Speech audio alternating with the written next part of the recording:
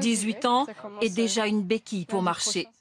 Sans cet appui, Lucille Cure serait privée de cette promenade au soleil. La douleur serait insupportable. Ça part de la hanche en fait, et puis ça redescend dans toute la jambe. Des tiraillements, un engourdissement, parfois des sortes de décharges électriques. Ces problèmes de hanche se déclenchent quand elle a 13 ans.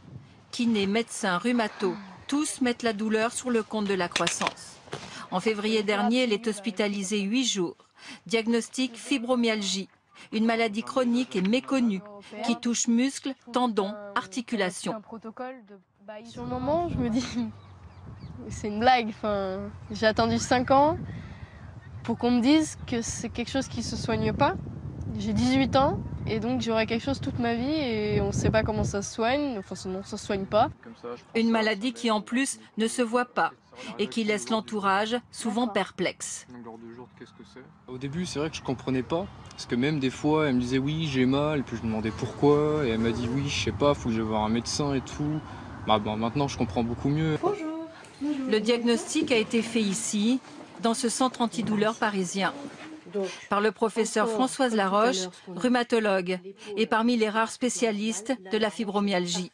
Une maladie dont on ne connaît pas l'origine et qui en plus ne montre aucun signe sur les radios. Tout à l'heure, j'ai touché un petit peu un tendon et tout de suite ça a été douloureux, ou ici, alors que j'appuie très peu.